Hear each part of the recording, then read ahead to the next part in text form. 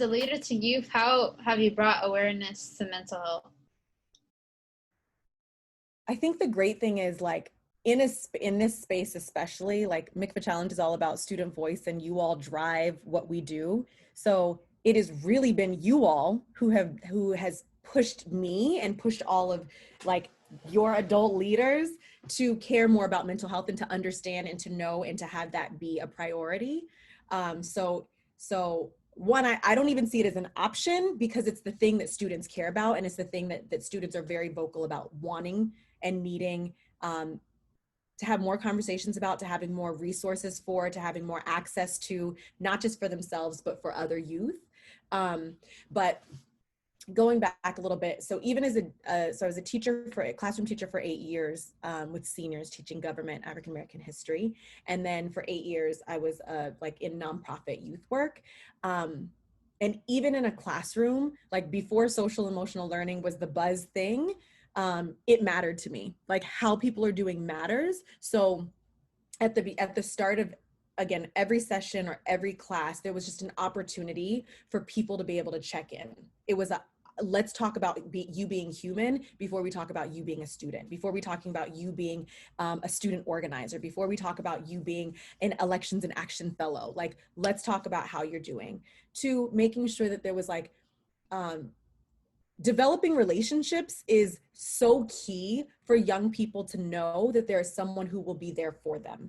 And that being there for them means if they're having a hard time with their own mental health, with any issue, they can bring that to me. And so I always took the time, and Alexa, you've been part of 2 groups, so you know this, like creating a feeling of comfort, of community in any space, whether it's my classroom, for period 2, who knows that that's their crew, or if it's a like youth group, that's my crew, so that people are comfortable enough to show up as who they are fully, even if that means they're bent, like a bent crayon today, to Veronica's earlier analogy.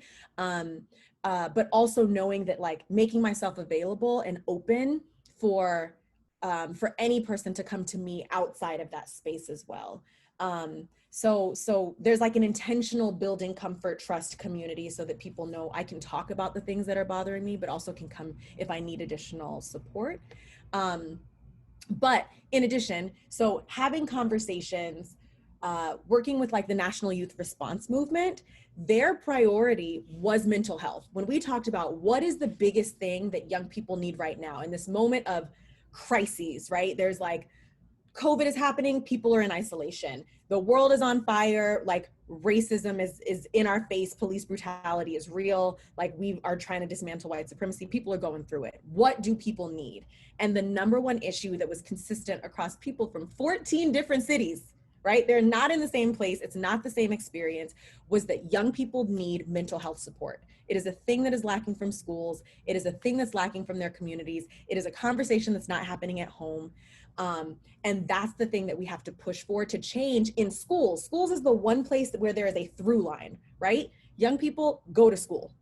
That's the entry point for where mental health services, mental health conversations, and destigmatizing what it means, access, that is what needs to change. And so just giving the platform for young people to say what matters, mental health is the thing that matters, and then being able to push for that. So right now we're pushing policy recommendations so that schools across the country can change how much money they give to mental health services in their schools, the emphasis of like hiring someone who's specifically focused on that, not counselors who are focused on scheduling and college prep and all of that they currently are like juggling all the things. Having like school-wide conversations, pushing social emotional learning. We have a bunch of, and like even grading schools based on their mental health services for students, so that it's not just about your test scores, it's not just about like school culture, but it's actually mental health and students being able to judge schools on that. So lots of different policy recommendations that they're pushing for as students, but I make sure that it's incorporated into the work that I do, but also students are trying to make it, a more permanent part of school. Okay, thank you, Ms. V. Okay, Miss Veronica, My next question for you is, what makes you happiest when you are helping a teenager with their mental health? Like seeing like their growth like while you're working with them. Yeah. So I'm going to explore language in a little way because I think language is important. Um, One of my art medias is writing. I am a writer as well. And so language is very important. And so one of the things I make it very clear with whomever I'm working with, be it young people, adults, or elders or seniors, is that I am not here to help you. I'm here to support you. And there's a difference. And I have to make that distinguish even for myself to practice my own self care. Because if I get in the area of helping, then I can easily slip into an area of a savior mentality that I'm here to save. And that's not my gig. That my gig is not to save. Support means that I know that we all have a sense of agency, and I support you in using your agency to be well. And I'm not saving you, but supporting you in this process of wellness. And so what makes me happiest and joy filled is seeing young people have a moment where I can see the aha, that they are making better decisions for themselves and for their lives. That makes me extremely happy. It doesn't mean that they're perfect. It doesn't mean that they do all the things the right way, which is their right is relative, right? But it means that they are choosing for themselves and choosing to use the tools that I have supported them with exploring, use it the tools that I have suggested to them to support their mental and emotional health. And the other part of that is what makes me very joy filled and happy is when they figure out their own joy. And when they figure out that they have ownership of their own joy, that nobody else can do this for them, that they have to do it for themselves. And joy comes from the inside out versus happiness being this external thing. So when they tap into joy and really sit in their joy and be able to take ownership of that, that makes me pretty happy. And I'd be like, okay, job well done for the day. And for me, at this point, at this age that I am, yeah, it's the little things. Even if I see a little a little incremental change, I'm happy about that and I'm joyful about that because I know that our young people come against so many obstacles. And sometimes the smallest of things. I used to say when I was in the school setting, there's no mystical, magical box that young people come to the door of the schools and dump all their stuff in. Their stuff being their emotions, the life, their lives, the things that they experience just even to get to school, just to get to the door of the school. There's no box that they dump all that in and then go into class and not have to think about these things. And so for me, is the joy of seeing them being able to find harmony and balance, or, you know, an Egyptian term, ma'at, harmony in being able to do all of these things and be okay and be whole and complete with it. So that's what brings me happiness and makes me joy filled with the young people. Okay, so we're about to have one more question just for the both of you guys, since we're about to end this um, talk. My last question is, how can we normalize being different from others? So like, cause like in schools, I always see like how like some kids, I don't know, like I always see them like some kids like alone, like people like talk weirdly about them just because they're different from like most of the people, and I don't understand why like people make fun of that. So that's my question. That Um, yeah, that's a big one, and I think not. I think what I know is this: young people have a big part to play with that too, in that as well, because I always believe in making sure when I, especially, it happened more so when I was in a school setting. That's not true because it happened in community-based settings as well. But my mind is going to school settings. One of my biggest things with young people is making sure they are equipped to have certain conversations with their peers, that they know the right information, that they know what the signs and symptoms of depression, anxiety, and all these things are, that young people experience, and that they have the right language of knowing that you don't have a right to tell someone they aren't who they are, as it relates to gender, sexuality, and all the things that young people go through. I make sure that they have that, because 9 times out of 10, young people go to young people first. They don't come to us. They don't come to adults first. So I always want to make sure that young people who I work with or have worked with, that they know the things. They used to tease me all the time because I used to do, I used to do sexual health with, I used to work with a group of girls, the program called Working on Womanhood. Wow. And so I would always do a sexual health part. And so I would then see throughout the school, when I'm walking around, I hear them talking about the things I would tell them. I would show them what happens when you go to a gynecologist for the first time. I would have conversations with them around condoms, both F2, which is, female condoms. Now they refer to it a little differently, but at the time it was female condoms, how they were referred to, and how you use them. How do you take this big old thing, twist it and insert it, and then what happens? Make sure it doesn't tap your cervix because it's gonna hurt. I would have these conversations with them because I know that them and their friends are gonna talk about it. And they're not going to come to me 9 times out of 10.